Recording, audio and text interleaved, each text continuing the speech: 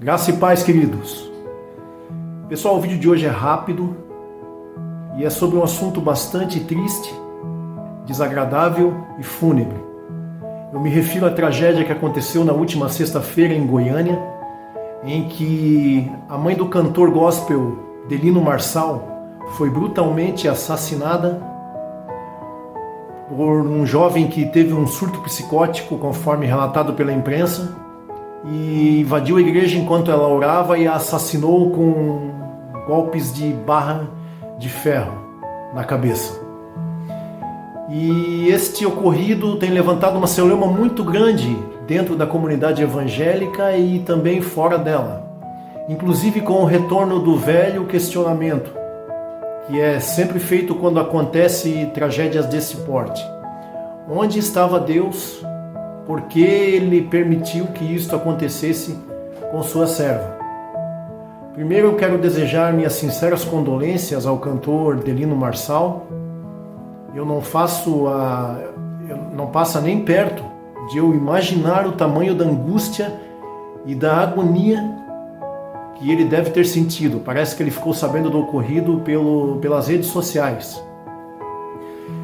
Então, eu só posso desejar que o Espírito Santo conforte o seu coração, venha curar, ou pelo menos amenizar, a ferida que certamente foi aberta em seu peito. E crimes hediondos dessa natureza, quando perpetrados no seio da igreja, costumam despertar diversas reações nas pessoas dentro da comunidade da Igreja de Cristo.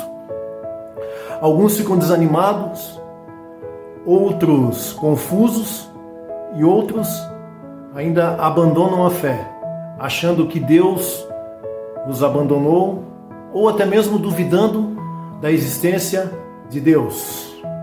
E muito desse pensamento em voga, enraizado na Igreja Evangélica brasileira e até mesmo mundial, tem origem lá no século XX, com uma teologia espúria, triunfalista, utópica e principalmente antibíblica, perpetrada pelos gurus da teologia da prosperidade como Kenneth Hagin, Benny Hinn, entre outros. Uma teologia em que o crente não passa por apertos, não pode passar por apertos neste mundo, vive o céu praticamente aqui na terra e está imune às tragédias desta vida. Nada mais longe da Bíblia e da realidade.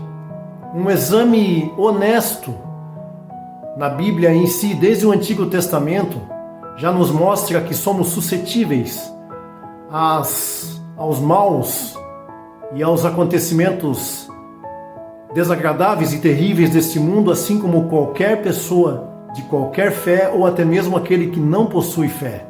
Eclesiastes capítulo 9, versículo 2, já nos alertava que o que sucede ao justo, sucede ao injusto, e tudo sucede igualmente a todos. Ele estava se referindo às coisas aqui, debaixo do céu. Jesus já nos alerta que nós seríamos odiados de todos por causa do nome dele. Isso em Mateus capítulo 10, versículo 22. E no versículo 28, um pouco mais adiante, ele ainda diz: não temeis aqueles que podem matar o corpo, temei antes aquele que pode matar o corpo e ainda jogar a alma no inferno, fazendo uma clara referência à possibilidade do martírio, à possibilidade de mortes violentas. E assim sucedeu a todos os apóstolos, com exceção do apóstolo João. Todos eles, o restante, todos os outros 11, foram mortos pelo viés do martírio. Foram brutalmente mortos, massacrados, assassinados. O próprio Jesus Cristo foi traído e morto pelos seus próprios, entregue nas mãos dos romanos para morrer uma morte ignomínia, uma morte desonrosa, pois a morte de cruz era reservada somente para a escória daquela época. E nada mais terrível do que uma morte agonizante pregado em um madeiro. O profeta Isaías, profeta messiânico Isaías, segundo a tradição judaica, Olha, Isaías foi um profeta muito profundo. Ele até é chamado de profeta messiânico, porque no livro dele, do Antigo Testamento, é o livro que mais contém profecias acerca de Jesus Cristo. A tradição judaica diz que ele foi cerrado ao meio pelo rei Manassés. E a maioria dos profetas do Antigo Testamento foram perseguidos e mortos. A história também nos relata, no ano 70, em que Vespasiano inaugurou o Coliseu, também conhecido como Anfiteatro da Morte, durante os 100 dias de celebração da inauguração do local, 10 mil cristãos foram mortos, jogados às feras, pisoteados por touros, embrulhados em peles de animais e jogados aos leões da Líbia, só para divertir uma multidão sedenta de sangue. Então temos que estar preparados para ocorrências tão horrendas como essa. E outra coisa que foi muito falado, parece-me que ela levantou a mão, quando viu o jovem naquele estado, ela levantou a mão e foi repreender o jovem, achando que ele estava possuído por algum demônio. Depois a polícia parece que averigou que o jovem estava também cheio de entorpecentes, né? Estava sob efeito de entorpecentes. E ela levantou a mão e foi repreender, e o jovem só a xingou e foi para cima dela e a assassinou. Eu quero dizer uma coisa para vocês. Nós não podemos colocar tudo na conta do diabo. A maldade humana é bem patente e avisada na Bíblia. Em Gênesis 6,5 diz que o coração do homem está inteiramente inclinado para praticar o mal. Eclesiastes 9,3 a mesma coisa. Diz que o coração do homem está cheio do mal e cheio de loucura. Então vejam, pessoal, a Bíblia não esconde isso. Ela é bem clara e objetiva quando se refere a fazer um raio-x da psique e da alma do ser humano. E a história também nos comprova isso. A maldade do homem não pode ser subestimada, pois até mesmo no nome de Deus foram cometidas atrocidades que chocam até hoje. Muitos crimes hediondos foram cometidos até mesmo em nome de Deus. Os gulags soviéticos estão aí como registro. Os campos de concentração nazista também estão aí como registro permanente em nossa consciência e em nossa memória sobre do que nós somos capazes. Diante disso, eu respondo, venho aqui levantar a pergunta: onde estava Deus quando tudo isso aconteceu? No mesmo lugar de sempre em que o próprio profeta Isaías falou, assentado em um alto e sublime trono e no controle de todas as coisas, apesar da aparente desordem que impera no mundo. A Bíblia mesmo cita a respeito da crescente maldade que iria acometer o mundo inteiro.